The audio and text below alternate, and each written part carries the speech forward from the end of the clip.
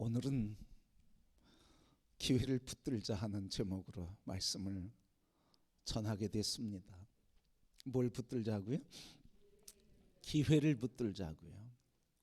지난 시간에는 하나님께서 우리에게 이 땅에서 주신 축복의 기회, 회복의 기회를 누리자, 허락하시고 허락된 것을 누리자고 하는, 이 땅에서의 기회를 누리자고 하는 내용의 말씀이었습니다. 오늘은 이 땅에 주신 축복만이 아니라 우리에게 주신 본질적인 기회, 본질적으로 우리를 통해서 하나님이 영광 받으시길 기뻐하시는 그 기회를 꼭 붙들고 그 기회를 선용하자고 하는 말씀입니다. 성도 여러분, 오늘 지금은 어떤 때일까요? 오늘 본문의 말씀은 지금이라고 하는 말씀을 강조하고 있습니다. 오늘 본문 말씀 2절 말씀 보니까 내가 은혜 베풀 때에 너희에게 듣고 구원의 날에 너를 도왔다 하였으니, 같이 보겠습니다. 보라, 지금은 은혜 받을 만한 때요, 보라, 지금은 구원의 날이로다. 보라, 뭘 보라는 거예요? 지금 무슨 날이라고요? 바로 지금 은혜 받을 만한 때요, 구원 받을 만한 때가 지금이다.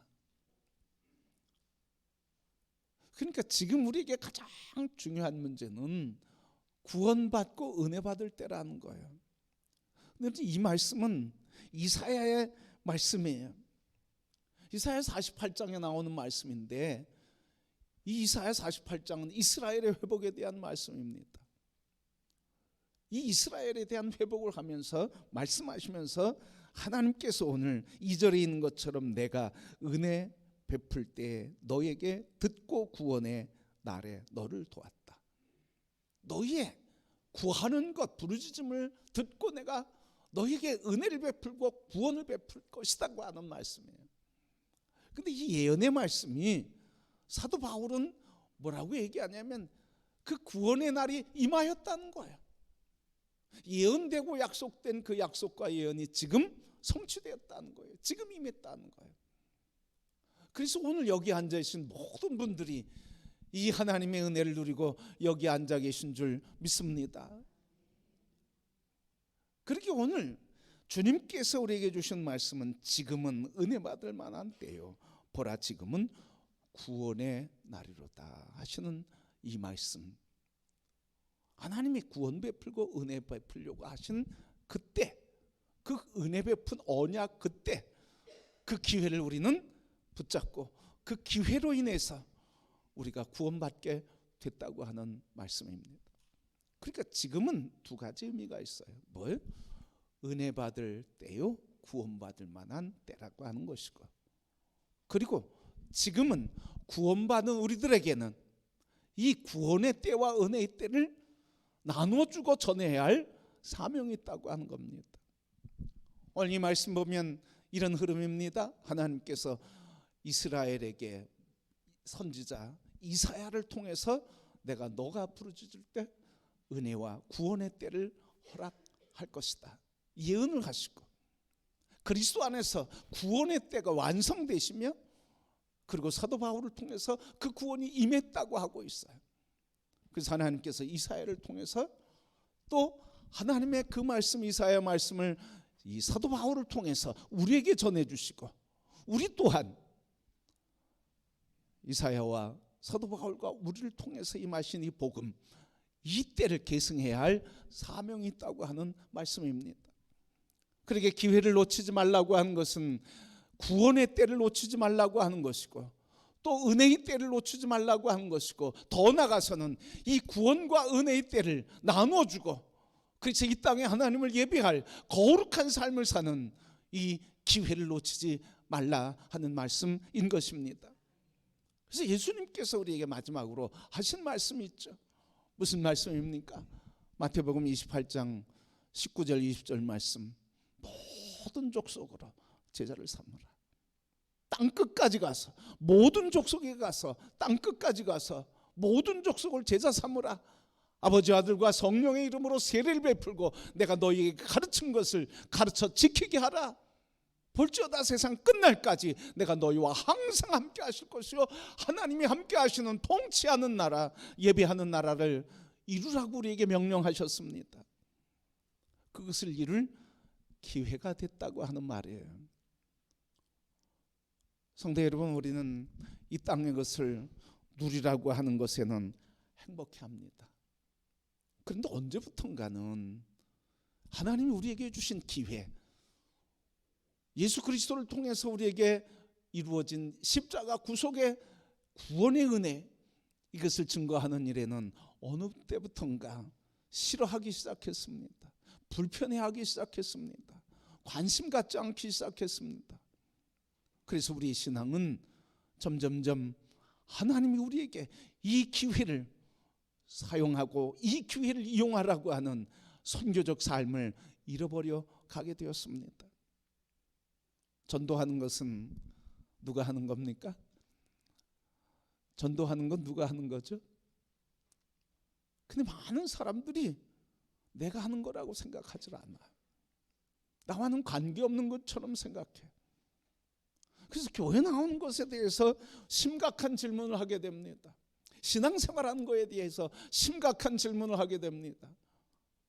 여러분, 왜 신앙생활을 하십니까? 왜 교회에 나오십니까? 왜 예배 드리십니까? 왜 기도하십니까? 그 초점은 어디에 있습니까? 그런데 놀랍게도 우리가 교회 나오고 신앙생활하고 기도하고 그렇게 살아가는 모든 초점이 하나를 잃어버렸어요.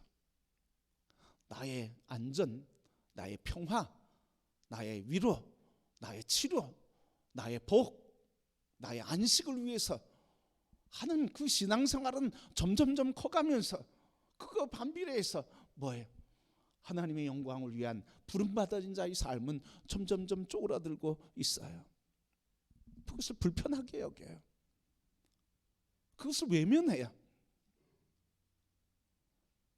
여러분, 오늘 우리 이 시간 하나님께서 임재하셔서 영광과 찬양과 경배를 받으시고 그 역사 속에서 예배하고 있는데, 우리의 삶은 하나님을 향한 영광의 삶보다는 나의 삶을 향해서 하늘을 바라보기보다는 땅을 바라보면서 살아가고 있지는 않는가요? 그래서 다시 한번 질문하게 되는 거예요. 내가 왜 신앙생활 하는가? 내가 왜 예배 드리는가? 내가 왜 하나님을 믿는가? 오늘 이 질문 앞에서 우리는 균형 잡힌 삶을 살아야 할 줄 믿습니다. 기계적으로 이 땅에서도 복을 누리면서 또 신앙적으로 잘 살아야지, 이게 아닙니다. 먼저 그 나라와 의를 구하면 이 땅에 있어야 할 이 모든 것들은 내가 책임지어 주리라. 여러분, 이런 신앙의 우선순위가 회복되어야 합니다. 신앙의 질서가 회복되어야 됩니다. 교회 위기는 이 신앙의 질서가 무너진 겁니다. 나의 신앙에 무력해진 것은 이 질서가 무너진 겁니다. 먼저 그 나라와 그 통치하심 속에 나의 삶이 들여져야 되고 나의 삶이 그 통치 속에 있어야 되는데, 나의 삶은 여전히 하나님의 통치가 아니라 세상 통치 속에 살아가려고 우리의 관심은 거기에 집중되니까 교회도 위기고 신앙도 위기고 교회도 무능해지고 신앙도 무력해지는 겁니다. 그래서 오늘 우리 진지하게 이런 흐름을 멈춰야 할 것, 이런 흐름을 멈추고 다시 한번 회복되어야 할 것, 그것은 바로 우리 자신으로부터인 줄 믿습니다. 하나님은 여전히 함께 하시고 하나님은 여전히 우리를 사랑하시고 여전히 십자가의 사랑은 있는데 오늘 우리는 어디 있느냐 하는 것입니다. 성도 여러분, 이 시간 주님을 바라보시기를 원합니다. 우리를 부르신 그 사랑을 보기를 축복합니다. 우리를 통해 영광 받으시기를 기뻐하시고 작정하셔서 우리에게 땅끝까지 내 영광을 나타내라고 하시는 하나님의 부르심의 삶을 회복하는 이 시간 되기를 소원합니다. 이걸 잃어버리면 왜 신앙생활을 해야 되는지, 왜 우리가 살아야 하는지, 우리는 본질적인 것을 잃어버리고 사는 삶이옵니다. 하나님과 관계없는 삶입니다.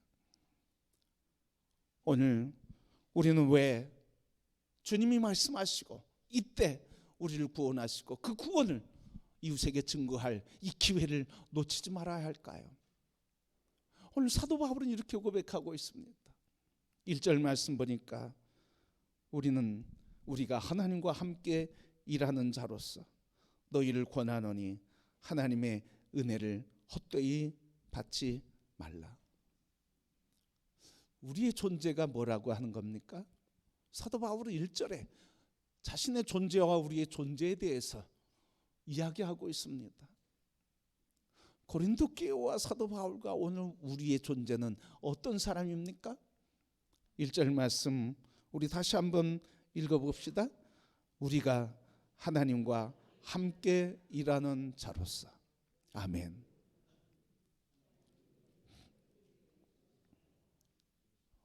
우리가 누구와 함께 일하는 자라고요? 아멘. 우리가 하나님과 함께 일하는 자래요. 다시 이야기하면 하나님이 하시는 사역에 우리가 참여한 자요. 하나님이 하시는 사역에 우리를 부름받은 자요. 우리가 부름받은 자요. 하나님이 하시는 사역에 우리를 통해 나타나시는 그 거룩한 역사에 우리가 부름받았다고 하는 이 고백입니다. 여러분, 이 고백이 우리에게 다시 불타오르기를 소원합니다. 이 고백 속에 살아갈 때 주님이 우리를 통해 이루시는 그 본질적인 삶을 살 수 있습니다. 그러면 하나님이 이루시는 일이 뭘까요? 오늘 지금 2절에 있는 것처럼 은혜 받을 만한 때, 구원의 때, 그리스도 예수 안에서 우리를 은혜 베풀어 주시고 값없이 구원해 주신 그 사랑, 그것을 누리는 것이고 그것을 전파하는 것이 오늘 하나님이 하신 일에 참여하는 자의 삶인 줄 믿습니다. 이걸 회복하라는 거예요. 이걸 회복하라. 주님께서 마지막 하신 말씀도 이것을 회복하고 이것을 하라. 주님이 마지막 부탁하신 말씀도 내가 너희를 보낸다. 주님이 마지막 하신 말씀도 내 능력을 너희에게 주겠다 하시면서 이 얘기를 부탁하신 거예요. 하나님 앞에서 우리 다시 한번 우리의 신앙의 본질을 회복하고 하나님의 영광을 위해 부름받은 존재의 회복이 이 시간에 일어나는 우리 모두가 되기를 축복합니다. 바로 하나님께서 우리를 통해 이 영광을 받으실 역사를 위해서, 그래서 우리는 하나님과 함께 일하는 자다. 함께 일하는 자. 여러분, 하나님과 함께 일하니 누구 능력으로 일하는 거예요? 오늘 말씀 6절 7절 말씀 보면 하나님의 능력으로 일한다고 말해주고 있어요. 우리 6절 7절 같이 볼까요? 깨끗함과 지식과 오래 참음과 자비함과 성령의 감화와 거짓이 없는 사랑과 진리의 말씀과 하나님의 능력으로 의의 무기를 좌우에 가진 자. 하나님의 무기를 좌우에 가진 자래요. 말씀과 하나님의 능력, 진리의 말씀과 그리고 하나님께서 우리에게 성령이 맺게 하시는 오래 참음과 자비의 열매들로 우리를 무장시킨, 그래서 무장한 하나님의 사람들이래. 성도 여러분, 지금 내가 그것을 무장했느냐, 그것을 내가 받았느냐 이 얘기를 하는 게 아닙니다. 하나님이 그렇게 여기신다는 거예요. 아멘. 하나님이 그렇게 여기신다는 거예요. 그렇게 세우겠다고 하시는 거예요. 그러게 성도 여러분, 오늘 우리 하나님께서 우리를 하여금 하나님과 함께 일하는 자로서 우리는 이 말씀 그대로 좌우에 하나님께서 의의 무기를 갖게 하시고 능력자로 세우셔서 하나님의 권세를 우리에게 주신 존귀한 자인 것입니다. 세상에서 너무 지치고 힘들어서 우리 안에 있는 능력을 우리가 너무 잊어버리고 있지는 않습니까? 오늘 우리는 어떤 자입니까? 우리 8절부터 보면 이렇게 말씀하셨어요. 우리는 속이는 자 같으나 어떻고? 참되고. 9절 무명한 자 같으나 어떤 자라고요? 어떤 자가 되었다고요? 유명한 자고. 죽은 자 같으나 징계받는 자 같으나